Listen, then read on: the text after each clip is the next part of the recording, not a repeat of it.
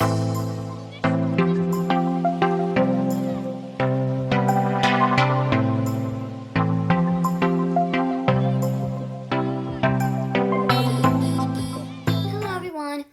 back to my YouTube channel. Today I'm going to teach you guys how to make a special cloud brush in Procreate. This brush we're going to be using for a lot of other tutorials, and it does not come with Procreate. I made it, it's brand new, and today I'm going to teach you guys how to make it. This is what it looks like. Let's try something like this. Make it color white. These are what clouds look like. I think that it looks so amazing because it just looks so much like a cloud.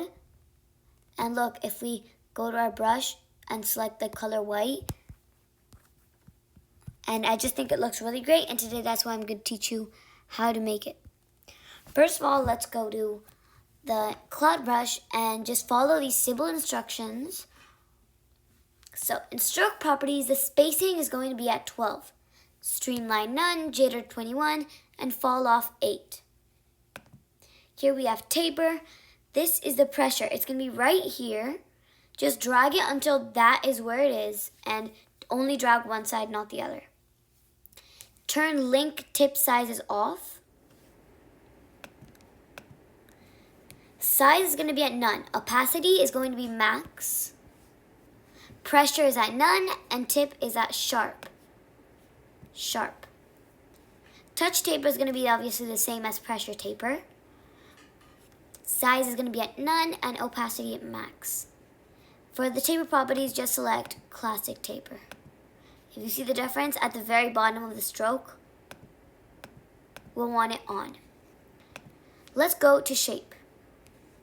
We want the scatter at 22% and the rotation at 21. In case you're wondering what changes, it's the way they rotate. So we want it negative 21. Count is 1, of course. Count jitters at none. And if you want the clouds to be thicker, you can maybe bring it up the count to 1, 2, and it's going to be just thicker cloud. But for now, let's keep it at 1. Randomize is on. Everything else is off. And for the shape filtering, we want improved filtering. Let's go to grain. This part is, I think, the most important because this is what makes the texture so cloudy. Now let's go to movement, and it's going to be at rolling, which is max. Scale 23, and these are all just things you need to copy down. So you can pause this video and copy down all of these facts. Okay, now let's go on to texturized. This is the scales at 23, depth is at max. Blend mode, if you click there, it's going to be multiply, darken, but we want it to be at multiply. Brightness 0, contrast 0, and grain filtering, we want improved filtering. Let's go to rendering, and it's going to be at intense glaze. The flow, this is kind of like the opacity, we want it to be at max. Now wet edges none and burnt edges none. You can experiment with that and just look at the difference between this and this. And if we want to clear the drawing pad, we click on it and press clear drawing pad.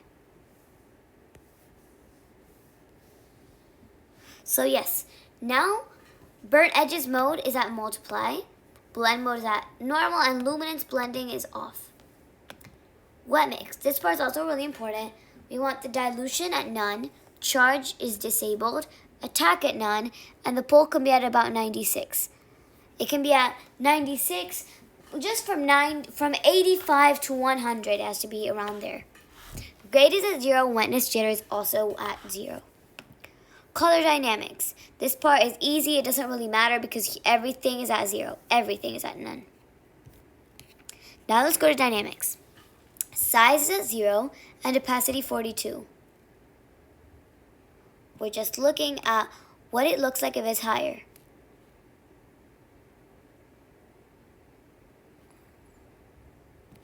Okay, now let's go to about this brush. You can name it whatever you want. You can add your author name. Now, there we go. Let's click on done.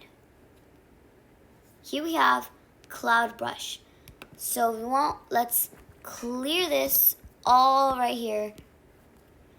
And now let's test out this cloud brush.